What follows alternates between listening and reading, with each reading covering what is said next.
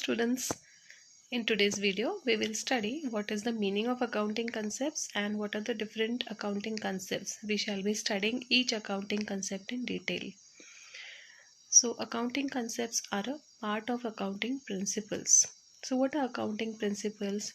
Accounting principles are the basic rules or they're the guidelines which have to be followed by while reporting the financial data. And accounting concepts and accounting conventions, they are parts of accounting principles. That is, accounting principles are broadly divided into accounting concepts and accounting conventions. So in today's video we will see what are the different accounting concepts, and each concept will be discussing in detail. So first we shall see the meaning of accounting concepts. The term concepts includes those basic assumptions or conditions upon which the science of accounting is based. So following are the important accounting concepts: separate entity concept, going concern concept, money measurement concept, cost concept, dual aspect concept, accounting period concept, periodic matching of cost and revenue concept, and realization concept. So now let us see one by one each concept we'll see. First concept is separate entity concept. So according to this concept, the business entity, the separate entity concept is also called as business entity concept. So this concept states that the business is separate from the owner or owners of the business. Therefore, the accounting records for even the simplest business, the sole trader, must be kept separate from the personal affairs of the owner or owners. There are basically three types of business entities. One is sole trader, second partnership, and third limited company. The principles of double entry accounting apply to all forms of business organizations as well as for not-for-profit organizations. The second accounting concept is going concern concept. Accounting assumes that the business entity will continue its operations for a long time in the future, and there is no need to close down the business in the foreseeable future. In other words, there is neither the intention nor the necessity to liquidate the particular business venture in the predictable future. Based on this assumption, while valuing the assets, the accountant does not take into account their forced sale value. In fact, the assumption that the business is not expected to be discontinued in the foreseeable future establishes the basis for many of the valuations and allocations in accounting. For example, the accountant charges depreciation on fixed assets on account of this going concern concept. The third accounting concept is money measurement concept. The money measurement concept, it is also called as monetary measurement concept. It underlines the fact that in accounting and economics generally, every recorded event or transaction is measured in terms of money. Using this principle, a fact or a happening or event which cannot be expressed in terms of money is not recorded in the accounting books. Therefore, all the non-quantifiable items such as employees' skill levels or the quality of great customer service, etc., are not recorded in the books of accounts.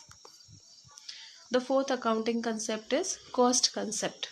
According to the cost concept, an asset is ordinarily recorded at the price paid to acquire it.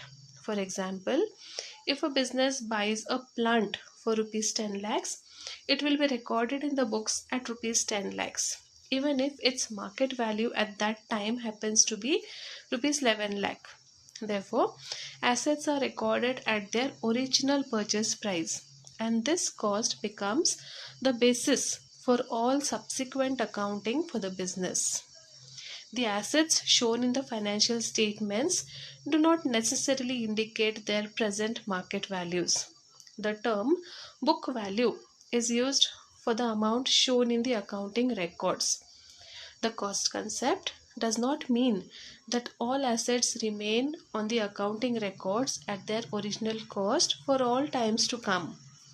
The asset may systematically be reduced in its value by charging depreciation.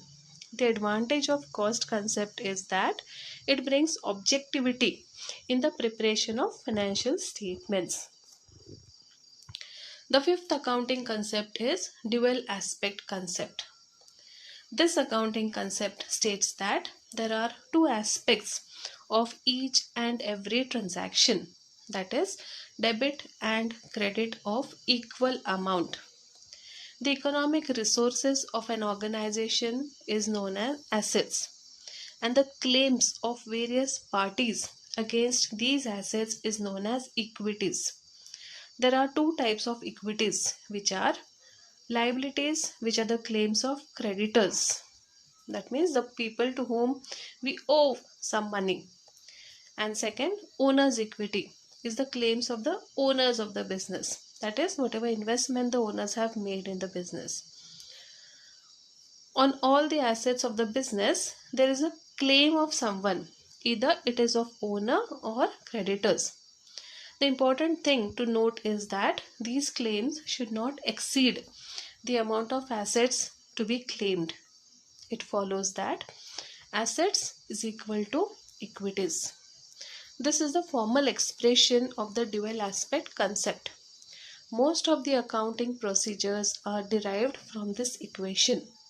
In order to reflect the two different types of equities, the equation becomes assets is equal to liabilities plus owner's equity. That means all the assets which are owned by the business, they come from the liabilities and the owner's equity, that is the capital, and uh, the investment made by the owners. Events that affect the accounting records are known as transactions. Every transaction has dual aspect, dual impact on the accounting records. Accounting records both the aspects of the transaction. Hence, accounting is known as dual entry system. The sixth accounting concept is accounting period concept. This concept requires that the life of the business should be divided into appropriate segments for studying the financial results shown by the enterprise after each segment. This concept helps in estimating the profit or loss and financial position of a business for a particular period. If there are different accounting periods, then various problems can arise, like in the calculation of profits, comparability of various incomes and expenses, etc. Thus, to study the results of a business, the life of a business is divided into short periods of equal length. Each such period is known as accounting period. While true profit or loss of a business can only be determined when the business finally closes down, it would be unwise to wait for that period. Accounting information is needed by all concerned on a regular basis, and therefore it should be prepared on an ongoing process. For this purpose of having a reliable and comparable set of financial statements, the performance and position of a business is measured at the end of predetermined periods called accounting periods. Generally, an accounting period is of 1 year.